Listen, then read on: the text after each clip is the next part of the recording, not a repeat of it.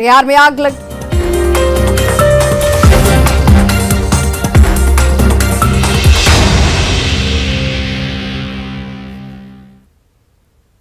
नमस्कार, रात के 10 बजने वाले हैं। वक्त है अपना बिहार का। मैं हूं आपके साथ विभा उपाध्याय और बुलेटिन की शुरुआत इस वक्त बड़ी खबर के साथ। खबर कटिहार से आ रही है, जहां पर आग लगने से करीब 20 घर जलकर राख हो गए हैं। और देखिए ये तस्वीरें आपके सामने इस वक्त टीवी स्क्रीन पर, और कैसे एक एक करके 20 घरों को इसने अपनी चपेट में ले लिया।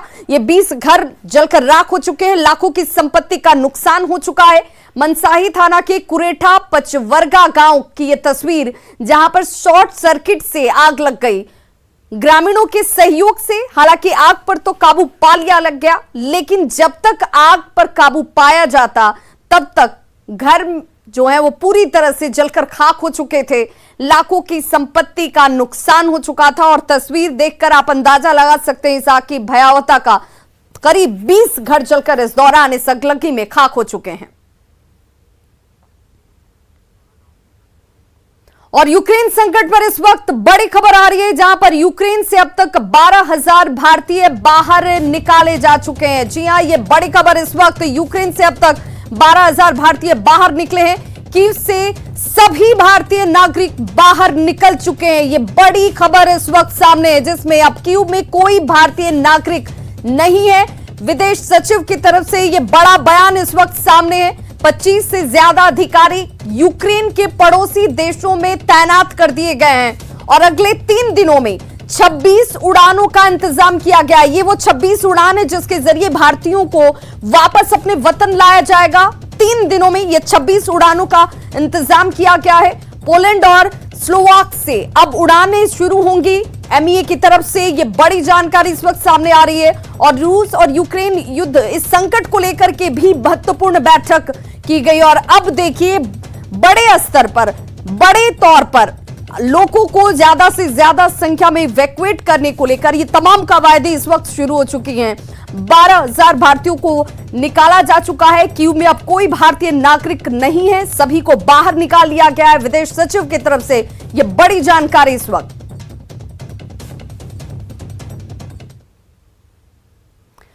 तो यूक्रेन से बिहार के छात्रों की वापसी लगातार जारी है। आज यूक्रेन से 40 छात्र बिहार लौटे, जिसमें 39 छात्र मुंबई के रास्ते बिहार लौटे हैं, जबकि एक छात्र दिल्ली के रास्ते बिहार लौटा। अब तक 112 छात्र बिहार लौट चुके हैं। आज लौटने वाले छात्रों के स्वागत के लिए राज्य के 3 मंत्री एयरपोर्ट पर ही मौजूद थे, जिनमें स्वास्थ्य मंत्री मंगल पांडे की मौजूदगी थी, नीरज कुमार बबलू वहां पर मौजूद थे और सम्राट चौधरी। इन सभी ने छात्रों का स्वागत किया और छात्रों ने न्यूज़ 18 को बताया कि वहां क्या हालात इन लोगों ने अपनी आंखों से देखे। वहीं मंत्रियों ने यह भी कहा कि मोदी हैं तो मुमकिन है। यूक्रेन से फंसे हुए बच्चे जो है धीरे धीरे करके ऑपरेशन गंगा के तहत जो है वो बाहर लाए जा रहे हैं। और यही आपको दिखा रहे हैं कि जो बिहार के जो बच्चे हैं वो पटना पहुंच रहे हैं। और सबसे बड़ी बात है कि कार्किव जैसे शहर में, जहां से लगातार रशिया और यूक्रेन की जिस ढंग से वहां पे युद्ध चल रहा है, वैसे हालात में जो हमारे छात्र हैं वो निकल करके यहाँ पे बिहार पहुँच रहे हैं। इन लोगों से बात करते हैं कि वहाँ पे कहाँ पे आप? मैं एक्चुअली विनिसिया से थी और वहाँ पे ऐसे सिचुएशन हो गई थी कि क्या बताएं, निकल नहीं पा रहे थे, कोई भी मूवमेंट नहीं हो रही थी। यहाँ पे ऐसे जैसे हम लोग ने इंडिया फ्लैग दिखाया तभी जाके हम लोग को यहाँ से निकाला गया था। गवर्नमेंट वाले से बोलूँगी कि पहले खार्किव वालों को रशिया के बॉर्डर से निकाले, क्योंकि वहाँ सिचुएशन ज़्यादा ख़राब है। बिल्डिंग्स और हर जगह फायरिंग और एयर स्ट्राइक्स लग रही है। आप वहाँ पे जब रह रहे थे तो कैसे हालात?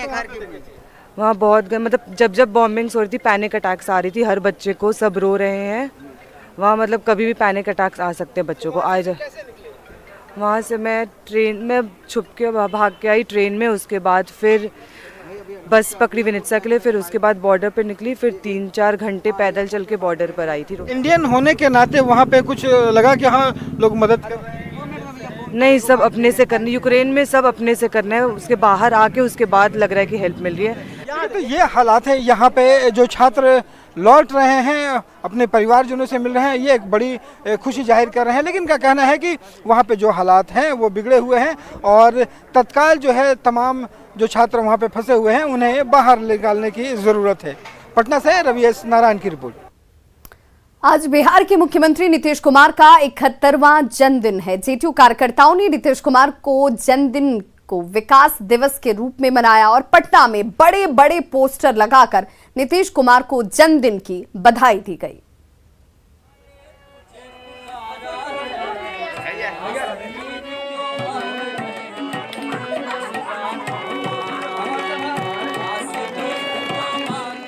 जेडीयू कार्यकर्ताओं के लिए आज का दिन बहुत खास है। खास इसलिए कि आज जेडीयू के सबसे बड़े नेता और बिहार के मुख्यमंत्री नीतीश कुमार का जन्मदिन है। जेडीयू कार्यकर्ताओं ने अपने नेता के जन्मदिन को विकास दिवस के रूप में मनाया। मुख्यमंत्री जी को बधाई देते हैं और जिस निष्ठापूर्वक उन्होंने बिहार के लिए काम किया है 16 साल में, वो तो इतिहास जज करेगा उनको।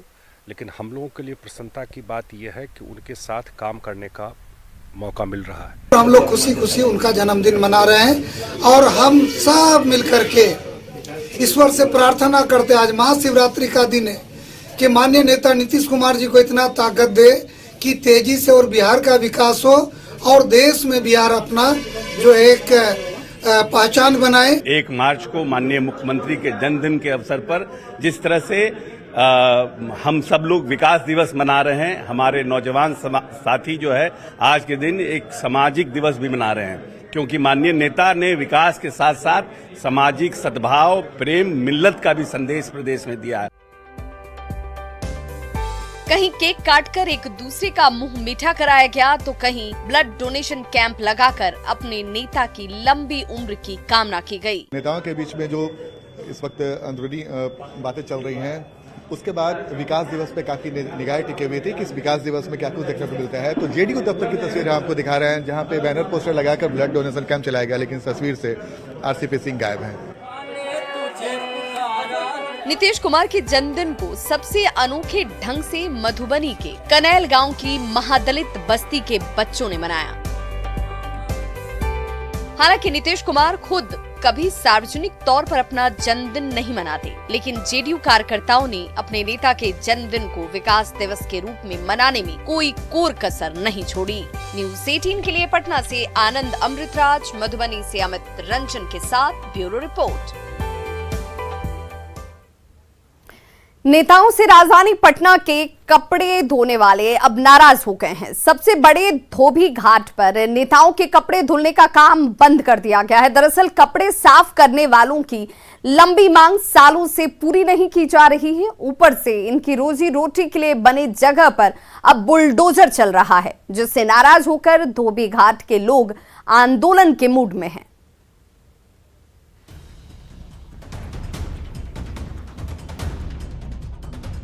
पटना के सबसे बड़े धोबी घाट पर कपड़े साफ करने वाले लोग नेताजी की वादा खिलाफी से परेशान हैं, नाराज हैं।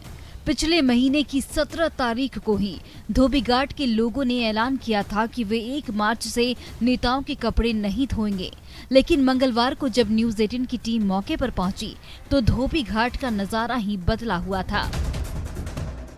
इस वक्त मैं मौजूद हूँ पटना के बेली रोड में हड़ताली मोड़ के पास, और ठीक हमारे दाहिनी ओर जो आप देख रहे हैं 1914 में इस धोबी घाट का निर्माण कराया गया था। और बिहार के सियासत के जो भी बड़े चेहरे थे, शायद ही कोई ऐसा होगा जिनके कपड़ा इस धोबी घाट से न धुला हो।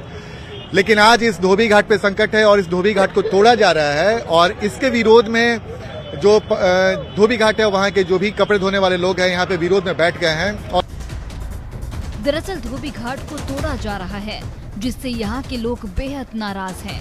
एक तो लंबित मांगे पूरी नहीं हुई, ऊपर से घाट को भी तोड़ा जा रहा है, जिससे लोगों की नाराजगी खुलकर सामने आ गई। अब तो विरोध प्रदर्शन की भी तैयारी की जा रही है। अंग्रेज गवर्नमेंट ने धोबी घाट पर कपड़ा धो के समाज सेवा करने के लिए दिया और नीतीश कुमार उसको तोड़ रहे हैं। अब आप लोग क्या करेंगे? आपने कहा था कि हम नेताजी का कपड़ा नहीं धोएंगे, तो आज से तय कर लिया आप लोगों ने? नहीं, आज तो मैं टोकन स्ट्राइक को स्मरण याद करा रहे हैं और याद कराएंगे 2007 का कि आपका आपने अनुशासन दिया था, आप इसको हमारा मांग को पूरा करें। अगर निकल भविष्य में अगर ऐसा नहीं कहता, चलता हुआ शस्त्र को भी हम जो विधानसभा चल रहा सेशन उसको मैं घेराव करूंगा। जन आंदोलन तेज करूंगा। जन करूंगा। श्याम रजक भी यहाँ पे मौजूद है। सर, ये जो धोबी घाट है, आपके समय जब आप मंत्री थे, आपने भी कहा था कि इसका जीर्णोद्धार कराया जाएगा, तो इसको तोड़ा जा रहा है। देखिए, पहले तो आज माननीय मुख्यमंत्री जी का जन्मदिन है। इस जन्मदिन पर हम उनको बहुत बहुत बधाई और शुभकामना देना चाहते हैं। साथ ही रिटर्न गिफ्ट के रूप में उनको हम अपने वादा, उनके द्वारा किए गए वादा को याद दिलाना चाहते हैं। अंग्रेजों के जमाने का ये धोबी घाट आज बदहाली की मार झेल रहा है। ऐसे में मुख्यमंत्री नीतीश कुमार के जन्मदिन के मौके पर धोबी समाज से जुड़े लोगों ने सांकेतिक धरना देकर आगे की रणनीति को साफ कर दिया है। ऐसे में अगर जल्द इनकी मांगे नहीं पूरी की गई तो नेताओं के क्रीचदार कुर्ते पैजामे की रौनक फीकी जरूर पड़ जाएगी। न्यूज़ 18 के लिए पटना से आनंद अमृतराज की रिपोर्ट। तेलंगाना कांग्रेस अध्यक्ष रेवंत रेड्डी के बयान को नेता प्रतिपक्ष तेजस्वी यादव ने बकवास बताया है। उन्होंने कहा कि हालांकि उनके बयान के बारे में जानकारी उन्हें नहीं है, लेकिन इस तरह के बयान कोई अज्ञानी ही दे सकता है, जिसे तवज्जो देने की जरूरत नहीं है। देखिए, कौन क्या बकवास बातें हैं ये, आपको किसी के कह देने से थोड़ी ना हो जाता है। हम लोगों को नहीं पता है कि बिहार के लोग, हम लोग क्या हैं। बिहार की धरती पर इतने महापुरुष जन्मे, बौद्ध, महावीर, अशोक, चाणक्य, सबकी धरती रही है ये। तो किसी के कौन अज्ञानी आदमी अगर कोई कुछ बोलता है तो उसको वैल्यू क्यों देना चाहिए। अब हम तो देखे नहीं हैं, लेकिन ऐसी बातें नहीं होनी चाहिए। बेगूसराय में पंचायत समिति सदस्य भारती कुमारी के पति संतोष को पुलिस लिखी गाड़ी पर सवार कुछ लोग साथ ले गए। ये लोग हथियारों से लैस थे। पंचायत समिति सदस्य और उनके समर्थकों ने अपहरण का आरोप लगाते हुए सड़क जाम कर दिया। पंचायत समिति सदस्य का यह कहना है कि उन्होंने आसपास के थानों में पता किया, लेकिन कोई जानकारी ही नहीं मिली है। घटना का सीसीटीवी फुटेज भी सामने आ चुका है, जिसमें पुलिस की वर्दी में कुछ लोग संतोष को साथ लेकर जाते हुए भी नजर आ रहे हैं। भारती कुमारी का कहना है कि संतोष पर कोई केस नहीं है। वहीं मौके पर पहुंचे जांच अधिकारी ने बताया कि जिस गाड़ी से संतोष को ले जाया गया उस पर सरारी थाना लिखा था और मामले की पूरी जानकारी ली जा रही है। तो देखिए, दो तस्वीर आपके टीवी स्क्रीन पर भी है। पहली तस्वीर जिसमें सीसीटीवी कैमरे में कैद हुई तस्वीरें भी हैं, जब संतोष को इसी गाड़ी से पुलिस की वर्दी में पहुंचे कुछ लोग साथ लेकर जा रहे हैं और अब समर्थकों ने इसे लेकर नाराजगी जाहिर करते हुए सड़क जाम कर दिया। हंगामा किया जा रहा है।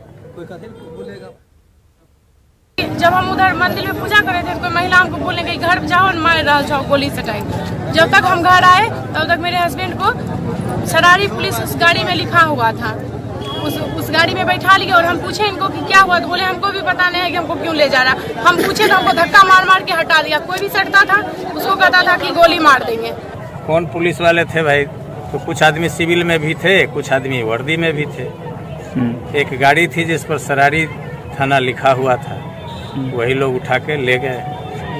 महिला अपने नहीं थी, पूजा करने गई थी मंदिर, यही तो बताई। 6-7 की संख्या में थे, सब लोग के पास हथियार था और वही लोग उठा के ले गए। गया में जर्जर स्कूल भवन की छत गिरने से एक महिला की मौत हो गई, जबकि 3 लोग इस दौरान घायल हो गए। घटना फतेहपुर थाना क्षेत्र के बड़की ढुब्बा गांव की है और बताया जा रहा है कि जर्जर स्कूल भवन की बिल्डिंग में जीविका से जुड़ी महिलाएं बैठी थीं और इसी दौरान ये छत भरभरा कर नीचे गिर गई, जिससे रेणु देवी की मौत हो जाती है।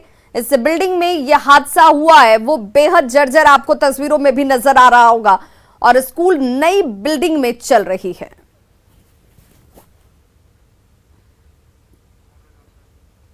पटना में लोन दिलाने के नाम पर ठगी करने वाले साइबर ठग गिरोह का पुलिस ने खुलासा किया है। पत्रकार नगर थाना पुलिस ने गिरोह के 5 अपराधियों को गिरफ्तार भी किया है।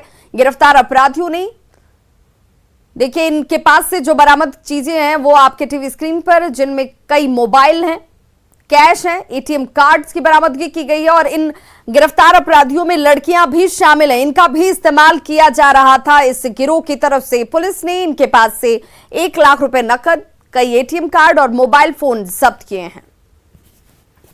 के नाम पे सर हम लोग थोड़ा सा करते थे और उसके एवज में पेपर का खर्च लिया करते थे सर। ये नेटवर्क कहाँ कहाँ था आपका? नेटवर्क सिर्फ पटना में ही कर रहे थे सर। कितने लोग हैं आपके गैंग में?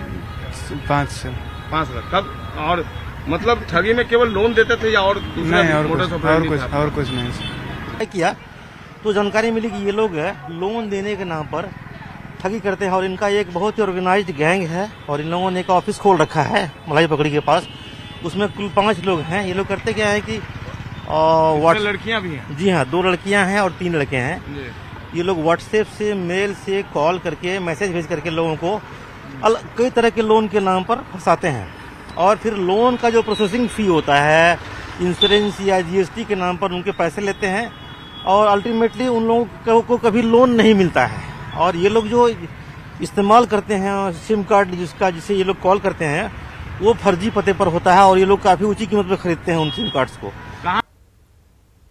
कोरोना से स्थिति सामान्य होने के बाद एक बार फिर से महिला उद्योग मेला लगा है, जिसमें देश भर से महिला उद्यमी पहुंची हुई हैं। सबसे ज्यादा डिमांड स्वदेशी उत्पाद की इस वक्त है और खासकर टेराकोटा आर्ट कह लीजिए, jute bag, Madhubani painting, handicraft लोगों को सबसे ज्यादा अपनी ओर आकर्षित कर रहे हैं। इसमें शामिल हो रही महिलाएं न सिर्फ अपने हुनर के जरिए स्वरोजगार कर रही हैं, बल्कि दूसरों को भी इस स्वरोजगार से जोड़कर रोजगार दे रही हैं। कोरोना के बाद एक बार फिर से स्थिति सामान्य होने के बाद राजधानी पटना के ज्ञान भवन में महिला उद्योग मेला का आयोजन किया गया है, जिसमें बिहार के साथ साथ देश भर की महिला उद्यमी बड़ी संख्या में भाग लेने के लिए पहुंची है। तो स्वदेशी जो प्रोडक्ट है उसका सबसे ज़्यादा डिमांड देखा जा रहा है, चाहे जूट का बैग की बात करेंगे या फिर जो हैंडीक्राफ्ट है उसका डिमांड सबसे ज़्यादा देखने को मिल रहा है। तो यहाँ पर आप देख सकते हैं कि किस तरह से उपेंद्र महारथी शिल्प अनुसंधान संस्थान की तरफ से जो स्टॉल्स लगाए गए हैं, जो महिला उद्यमी हैं वो कहीं ना कहीं अपने प्रोडक्ट के जरिए लोगों को आकर्षित कर रही हैं। बाकी दूसरी तरफ जो है पॉलीथीन बैन है बिहार में, ऐसे में नो पॉलीथीन और सेव इन्वायरमेंट का स्लोगन लेकर देख सकते हैं जो महिला उद्यमी है वो यहाँ पर बैग जो है उसका स्टॉल लगाई है और ग्राहक को काफ़ी अच्छा लग रहा है। तो निश्चित रूप से जो उद्यमी है उनसे हम बात करते हैं कि ये जो एक से बढ़कर एक प्रोडक्ट आप देख पा रहे हैं, ये खुद जो महिला उद्यमी होती हैं ये खुद से तैयार करती हैं। जो विलुप्त होने वाली जो कला है उसको जिंदा रखने का प्रयास किया जा रहा है। ये म्यूरल आर्ट है, ये टेराकोटा और फाइबर के मिक्स मीडिया से ये काम किया जाता है और इसमें मेरे पास 100 रुपीज़ से लेकर के 15,000 तक के प्रोडक्ट हैं और ये सारे होम डेकोर आइटम है जो घर के बाहर से लेके घर के अंदर तक आप इसको अपने डेकोर में शामिल कर सकते हैं। मैडम, ये जो बैग हम देख पा रहे हैं ये घर में आप तैयार करते हैं? जी, ये हम महिलाओं से ही स्टिच करवाते हैं। हम अपना फैब्रिक देते हैं और वो लोग स्टिच करती हैं। तो मैं उन्हें जिनको नहीं आता है उनको ट्रेन भी करती हूँ कि आपको इस तरीके से बनाना है और फिर वो मुझे बना के दे देते हैं। की सुरक्षा को लेकर भी आप मुहिम चला रहे हैं? जी, हम लोगों को एनवायरनमेंट से कनेक्ट करने के लिए ही हमने ये गौरैया नाम दिया है, ताकि लोग कनेक्ट हो और ये समझें कि हमने इतना पॉल्यूशन कर दिया है। जाहिर है स्वदेशी जो प्रोडक्ट है उसका कहीं ना कहीं यहाँ पर सबसे ज़्यादा डिमांड है और देश भर के जो कलाकार आए हुए हैं अपना हुनर का जलवा जो है लगातार बिखेरते नजर आ रहे हैं। रजनीश कुमार, न्यूज़ 18, पटना। आजादी का अमृत महोत्सव के तहत दानापुर के कचहरी घाट पर सिम्फनी बैंड बजाया गया। दानापुर में गंगा के किनारे कचहरी घाट पर इस बैंड ने अपनी धुन से लोगों को मंत्रमुग्ध कर दिया। आयोजन में उप मुख्यमंत्री तारकिशोर प्रसाद और शारदा सिन्हा शामिल हुई। तारकिशोर प्रसाद ने सिम्फनी बैंड की तारीफ की और सेना के जवानों को सैल्यूट किया। सिम्फनी बैंड देश का सबसे ज्यादा पसंद किए जाने वाला बैंड है। 1990 में सेना ने इसे तैयार किया और इस बैंड ने यूके, यूएस सहित कई देशों में अपनी प्रस्तुति दी है।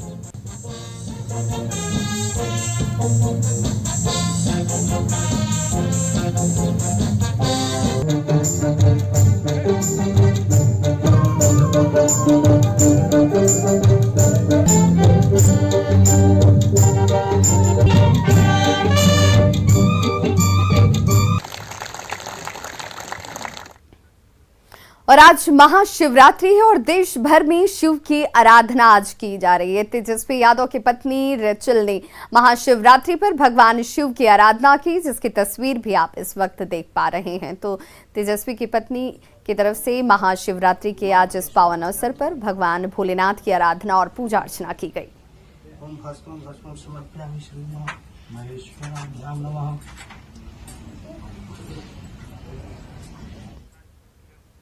तो खबरों का सिलसिला लगातार जारी है। आप देखते रहिए न्यूज़ 18 बिहार झारखंड।